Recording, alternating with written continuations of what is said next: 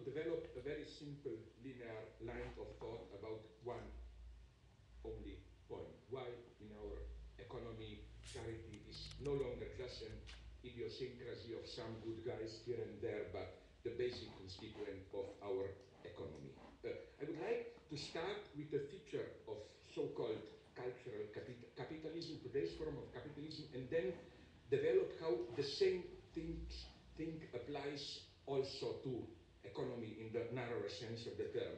Namely, if in the old times, by old times I mean something very precise, before this 68 transformation of capitalism into, as we usually call it, more cultural capitalism, postmodern, caring for ecology and all that, what changed?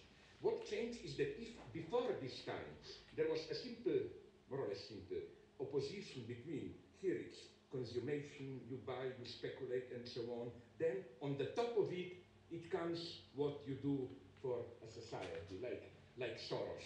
He's still the old type here, I claim. In the morning, he grabs the money, if I simplify it. In the afternoon, he gives half of the money back to charities and supporting things and so on.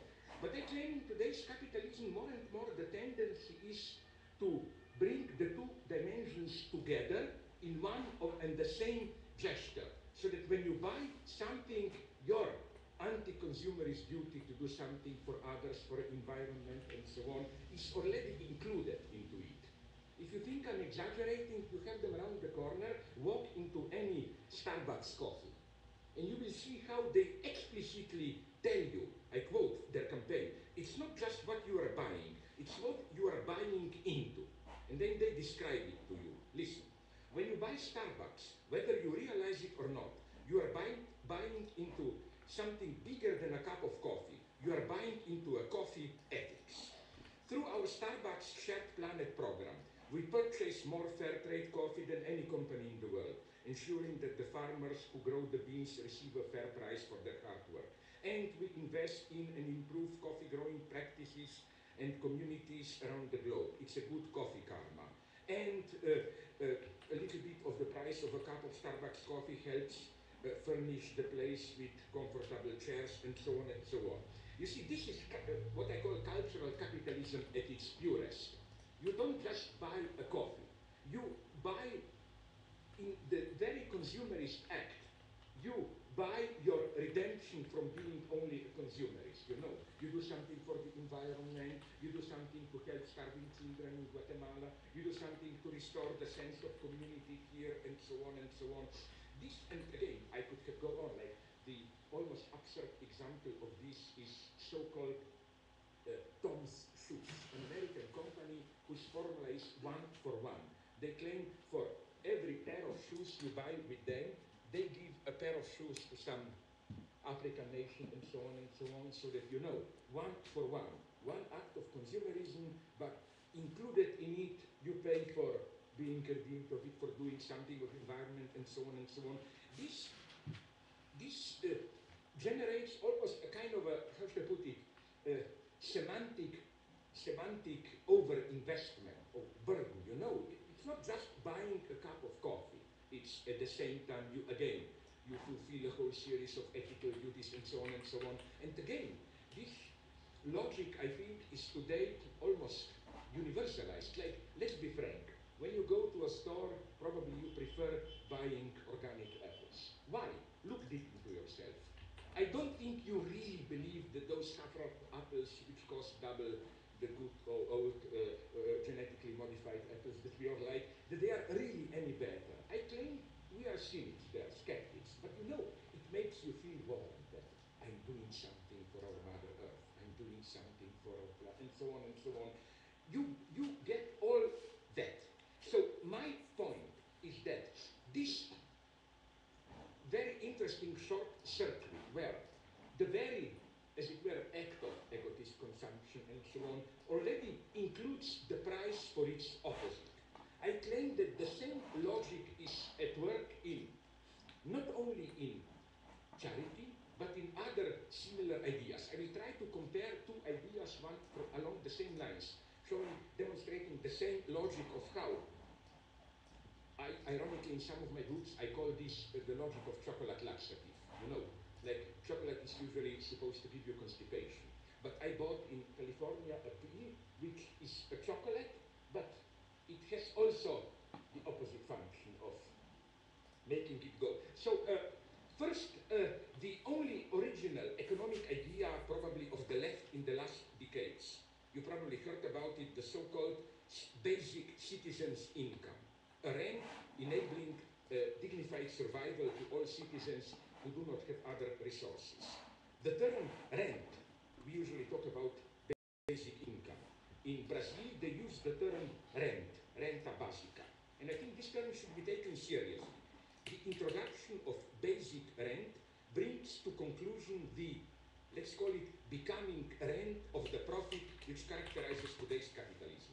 After the rent paid to those who privatize parts of our, what Marx calls general intellect, like Bill Gates, who collects rent for allowing people to participate in global networking. I think this is again crucial for me, with my modest knowledge, at least economically. When you ask the naive question, how did Bill Gates become, if his English statistic change so quickly, the richest man in the world? The answer, I think, is not the extra profit, blah, blah, blah. No, it's simply rent. You know, when Marx develops the notion of general intellect as the collective, practical, theoretical knowledge, what Marx couldn't have imagined, for him this was the end of capitalism. In that famous fragment of Grundrisse, what Marx couldn't have imagined is how this very general intellect, as it were, can be re-privatized again. And I think this is the secret of Bill Gates. He owns part of our intellectual commons, the very basic network of, and in order to participate in common debate and so on, you have to pay him for, rent. Then we have the rent collected by those who dispose of scarce natural resources, oil and so on. Finally, the third element of the production process, the working force, also gets paid a rent. How? On what is this rent based?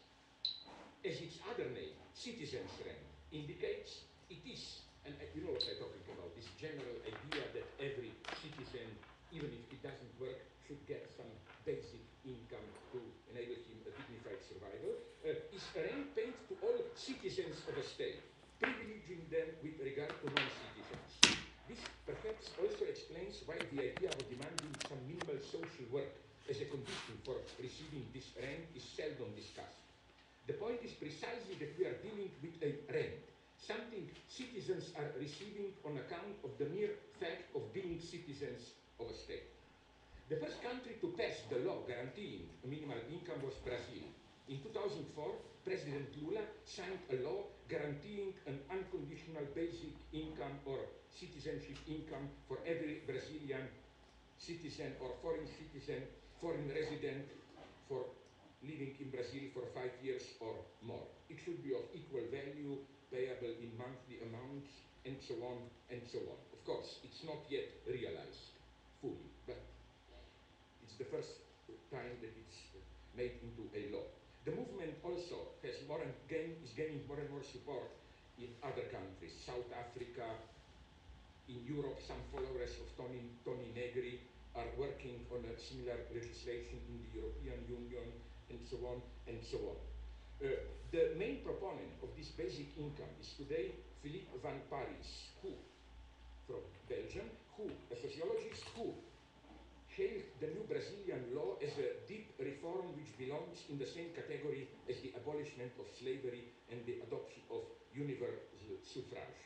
Parijs' idea is that a capitalist society offering a substantial and unconditional basic income to all its members can reconcile equality and freedom. It can resolve the old deadlock of fighting inequality which jeopardizes freedom and taking freedom too seriously which boosts inequality. Relying on John Rawls and Richard Dworkin, Parijs claims that such a society, beyond traditional capitalism and socialism, would be both just and feasible. It would promote the achievement of the actual freedom to make choices. In today's society, one cannot really choose to stay at home in order to raise children or to start a business. Such freedom would be feasible only if, as the form of income distribution, a society were to tax the scarce commodity of well-paid jobs. In this way, capitalist dynamics can be combined with Rawls' notion of a just society as the one that maximizes the least advantaged individual's real freedom, the freedom to actually choose what one prefers. The productivity of capitalism, harnessed to provide the highest sustainable basic income, is the only possible moral justification of capitalism. Paris thus offers a real third way beyond capitalism and socialism. The very profit-seeking which sustains capitalist productivity is taxed to provide for the poor. In contrast to the socialist utopias where all members have to work or not to work becomes here a truly free choice. The freedom to choose not to work is added as an actual option. If there is exploitation in such a society, it's not so much the exploitation of the workers by the capitalists, but the exploitation of the entire productive strata of capitalists and workers by the non-workers. Those who get a rank are not the parasites at the top of the social scale, noblemen, priests, but those at the bottom. We should be attentive to the presupposition of this solution. First, we remain within capitalism.